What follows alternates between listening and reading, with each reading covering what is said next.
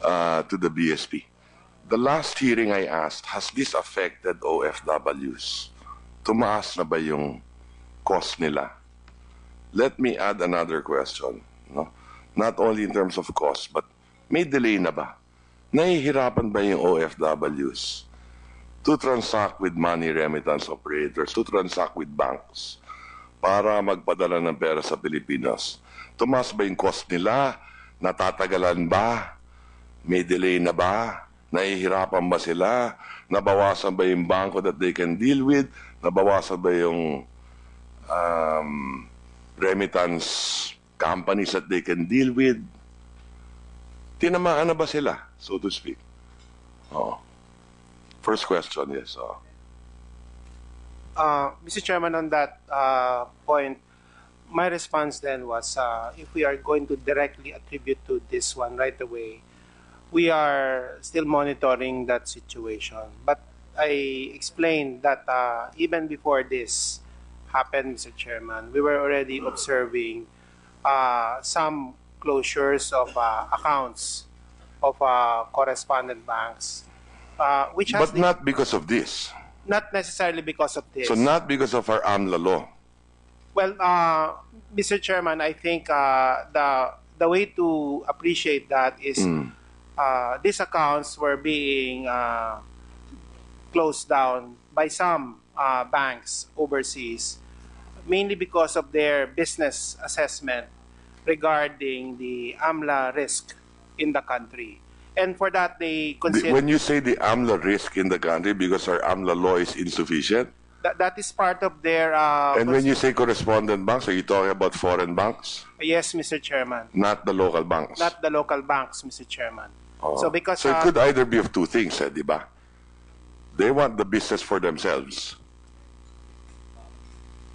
Well, yes, that's why... I mean, it's their business model.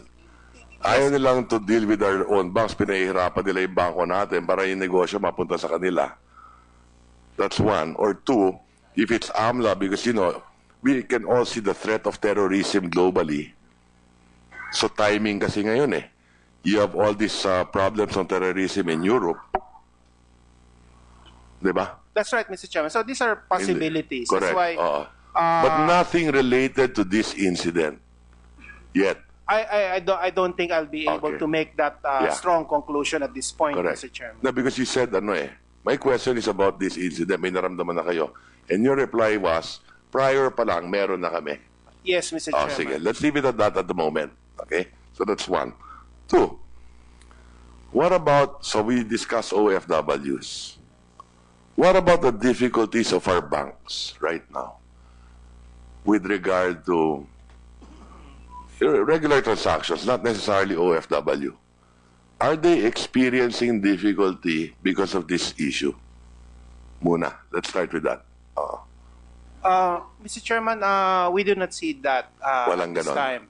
Okay. Our banking system is quite strong, No, Mr. Chairman. I'm not talking about, I know that our banking system is strong. I'm talking about dealing with remitting foreign exchange outside coming in, here, going out. I mean, because of these issues that affected our banks, in so far as trade is concerned, wala naman. Anecdotally, we asked, Mr. Chairman, Yes. and anecdotally, there's been some, what I would say, more questions are now being asked of our banks regarding the situation. When you say more questions, what do you mean? Let's say a Filipino businessman is remitting money to the country, not necessarily an OFW.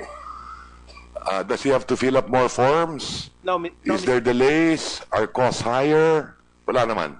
No, Mr. Chairman. What I meant was the counterparts of our local banks, they are revalidating their assessment that their relationship is still, they shouldn't be concerned about the anti-money laundering compliance of their... And you're saying that is because of this incident? I would say that that is a direct reaction of... Direct because this is a reaction, high yeah. publicity event, Yeah, Mr. I Chairman. understand. I understand.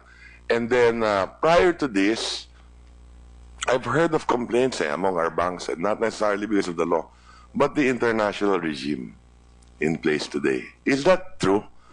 I mean, Do any of our banks have difficulty right now? Not in terms of our banks, I know that our banks are solid.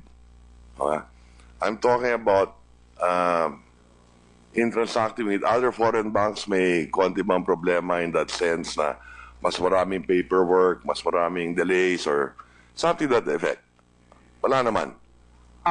Mr. Chairman, the factual answer there is that there has been some issues like that in terms of foreign banks wanting to limit, not all, some banks in some jurisdictions wanting to limit correspondent banking relationships with local banks. And the context of that Yes. is the broader concern about their own anti-money laundering compliance. You will recall that get some it. banks have been fined heavily, so they're Got it. being extra cautious. So Okay. any doubt, for example, Okay. they tend to overreact to this, Mr. Chairman, and this is what we are also arguing with at an international level for more reason in these matters, Mr. I Chairman. get it. Okay. Thank you for that response, for my better understanding of the situation. At this point in time, Mr. Chairman, since Philrem is not here and the messenger is not here, I do not have further questions. Thank you very much to the candid responses of our resource persons. Yes, thank you.